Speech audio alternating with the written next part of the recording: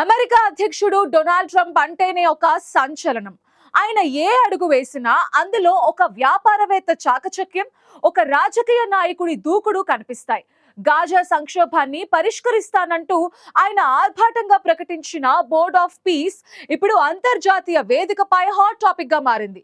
ఇప్పటికే 35 దేశాలు ఈ బోర్డులో చేరినట్టుగా ట్రంప్ గొప్పగా చెప్పుకుంటున్నా ఇప్పుడు ఒక గట్టి ఎదురు దెబ్బ తగిలింది. ట్రంప్ స్వయంగా పంపిన ఆహ్వానాన్ని న్యూజిలాండ్ ముఖం మీదే తిరస్కరించింది. ప్రస్తుతానికి మాకు ఆ ఉద్దేశం లేదు అంటూ ఆ దేశ ప్రధాని క్రిస్టోఫర్ లక్సన్ చేసిన ప్రకటన వైట్ హౌస్ లో కలకలం రేపుతోంది. అసలు ట్రంప్ శాంతి మండలికి న్యూజిలాండ్ ఎందుకు నో చెప్పింది? భారత్ ఎందుకు వేచి చూసే ధోరణిని అవలంబిస్తోంది? ఈ స్టోరీలో చూద్దాం.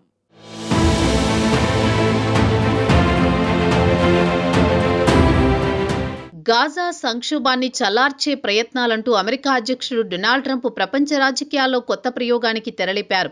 శాంతి అనే పదాన్ని ముందు పెట్టి బోర్డ్ ఆఫ్ పీస్ పేరుతో ఆయన ప్రారంభించిన ఈ కార్యక్రమం తొలుత గాజా ప్రాంతంలో తాత్కాలిక కాల్పుల విరమణను పర్యవేక్షించడమే లక్ష్యమని ట్రంప్ ప్రకటించారు.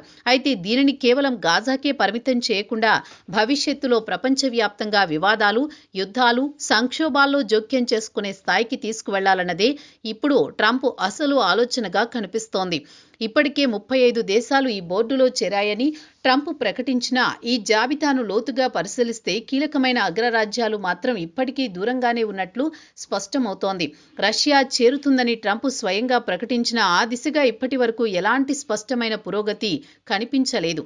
చైనా పూర్తిగా మౌనంగా ఉంది. G7 కూటమిలోని UK, France, Germany, Japan, Canada వంటి దేశాలు కూడా ఈ బోర్డుపై తాము ఏ నిర్ణయమూ తీసుకోలేదన్న సంకేతాలే ఇస్తున్నాయి. ప్రపంచ రాజకీయాల్లో నిర్ణయాత్మక పాత్ర పోషించే దేశాలు ఈ బోర్డును ఇంకా నమ్మకంతో చూడడం లేదని విశ్లేషకులు చెబుతున్నారు.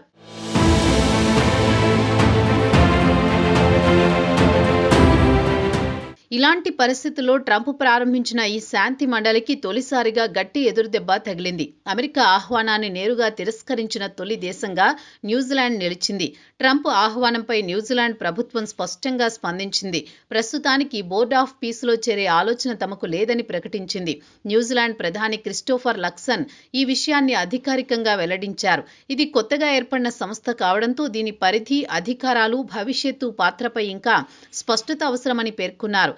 శాంతి పేరుతో కొత్త అంతర్జాతీయ వేదిక ఏర్పడితే అది ఇప్పటికే ఉన్న అంతర్జాతీయ వ్యవస్థలకు అనుగుణంగా పనిచేస్తుందా లేదా అన్న అంశాన్ని ముందుగా పరిశీలించాల్సిన అవసరం ఉందని ఆయన అభిప్రాయపడ్డారు. ట్రంప్ గత వారం ఈ బోర్డును ప్రారంభించినప్పుడు తొలుత గాజాలో కాల్పుల విరమణను బలోపేతం చేయడమే లక్ష్యమని చెప్పినా అదే సమయంలో ఈ బోర్డు ప్రపంచవ్యాప్తంగా విస్తృత పాత్ర పోషిస్తుందని చెప్పడం అనేక దేశాల్లో సందేహాలను రేకెత్తించింది. న్యూజిలాండ్ విదేశాంగ మంత్రి విన్స్టన్ పీటర్స్ ఈ అంశంపై మరింత స్పష్టమైన వైఖరిని వ్యక్తం చేశారు. గాజా సమస్యపై ఇప్పటికీ ప్రాంతీయ దేశాలు, మధ్యప్రాచ్య దేశాలు చర్చలు జరుపుతూ ముందుకు వస్తున్నాయని, అలాంటి సమయంలో న్యూజిలాండ్ ఈ కొత్త బోర్డులో చేరడం వల్ల పెద్దగా ప్రయోజనం ఉండకపోవచ్చని ఆయన వ్యాఖ్యానించారు. అంతేకాదు న్యూజిలాండ్ ఐక్యరాజ్య సమితి స్థాపక సభ్యదేశమని గుర్తు చేస్తూ UN చార్టర్కు విరుద్ధంగా ఉండే ఏ వ్యవస్థనైనా తాము అంగీకరించలేమని స్పష్టం చేశారు. ఈ కొత్త బోర్డు చేసే పనులు ఐక్యరాజ్య సమితి పరిధిలోనే ఉండాలన్నదే తమ ప్రాథమిక అభిప్రాయమని విన్స్టన్ పీటర్స్ వెల్లడించారు. ఆయన తన సోషల్ మీడియా పోస్టుల్లో కూడా ఇదే విషయాన్ని పునరుద్ఘాటించారు. శాంతి పేరుతో కొత్త వేదికలు ఏర్పడితే అవి అంతర్జాతీయ చట్టబద్ధతను దెబ్బతీయకూడదని న్యూజిలాండ్ స్పష్టమైన సంకేతమిచ్చింది.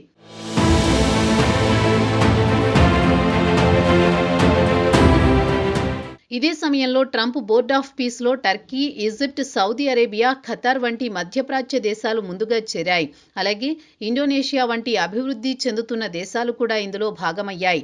అయితే అమెరికాతో సన్నిహిత సంబంధాలు ఉన్న దేశాలే అయినప్పటికీ యూరప్లోని ప్రధాన దేశాలు ఈ విషయంలో ఇంకా జాగ్రత్తగా వ్యవహరిస్తున్నాయి. శాంతి పేరుతో అమెరికా ఆధిపత్యాన్ని బలపరిచే ప్రయత్నమా, లేక నిజంగా UN వ్యవస్థకు ప్రత్యామ్నాయంగా కొత్త వేదికను తీసుకురావాలన్న ఆలోచన అన్న ప్రశ్నలు ఈ దేశాల దేశాల్లో తీవ్రంగా చర్చకు వస్తున్నాయి. అందుకే ట్రంప్ ఆశించినంత వేగంగా ఈ బోర్డు విస్తరించడం లేదు. ఈ క్రమంలో భారత్ వైఖరి కూడా అంతర్జాతీయంగా ఆసక్తిని రేపుతోంది. భారత ప్రధాని నరేంద్ర మోదీకి కూడా ట్రంప్ ప్రత్యేకంగా ఆహ్వానం పంపించారు. కానీ భారత్ ఇప్పటి వరకు ఎలాంటి తుది నిర్ణయం ప్రకటించలేదు. ఇది భారత విదేశాంగ విధానానికి అనుగుణమైన వ్యూహమేనని విశ్లేషకులు చెబుతున్నారు. ఈ బోర్డుకు అంతర్జాతీయ చట్టబద్ధత ఉందా? దీర్ఘకాలంలో ఇది ఎలా పనిచేస్తుంది? యుఎన్ శాంతి దళాల పాత్రపై దీని ప్రభావం ఏంటి? యుఎన్ చార్టర్కు ఇది విరుద్ధంగా మారే అవకాశం ఉందా? వంటి అంశాలను భారత్ లోతుగా పరిశీలిస్తున్నట్లు తెలుస్తోంది. అన్నింటికీ మించి పాకిస్తాన్ ఈ బోర్డులో చేరడం భారత్కు సున్నితమైన అంశంగా మారింది. ఒకే బోర్డులో భారత్, పాక్ ఉంటే అక్కడ జరిగే రాజకీయ చర్చలు, నిర్ణయాలు ఎలా ఉంటాయన్న సందేహాలున్నాయి. గాజా సమస్యతో మొదలైన ఈ బోర్డు రేపు కశ్మీర్ లాంటి అంశాలపై కూడా అభిప్రాయాలు వ్యక్తపరిచే స్థాయికి వెళితే పరిస్థితి ఏంటి అనే ప్రశ్నలు న్యూఢిల్లీని అప్రమత్తం చేస్తున్నాయి. అందుకే భారత్ ఇప్పటికైతే వేచి చూడాలి అనే వ్యూహాత్మక ధోరణిని అవలంబిస్తోంది.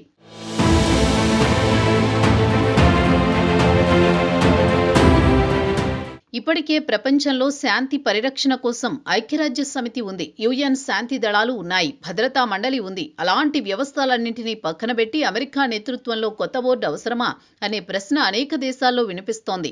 ట్రంప్ ప్రారంభించిన ఈ బోర్డు యుఎన్ వ్యవస్థను బలపరుస్తుందా లేక దాన్ని పక్కన పెట్టే ప్రయత్నమా అన్న సందేహం తీవ్రంగా ఉంది. అందుకే అమెరికాతో అత్యంత స్నేహపూర్వక సంబంధాలున్న దేశాలు కూడా ఈ విషయంలో చాలా జాగ్రత్తగా అడుగులు వేస్తున్నాయి. మొత్తానికి ట్రంప్ ఎంతో ఆర్భాటంగా ప్రారంభించిన బోర్డ్ ఆఫ్ పీస్ ఇప్పుడు తొలి దశలోని అనేక ప్రశ్నలను ఎదుర్కొంటోంది. న్యూజిలాండ్ తిరస్కారం ఈ బోర్డుకు తగిలిన తొలి షాక్ మాత్రమే కాదు, ఇది ప్రపంచ దేశాల ఆలోచన ధోరణికి అద్దం పడుతోంది.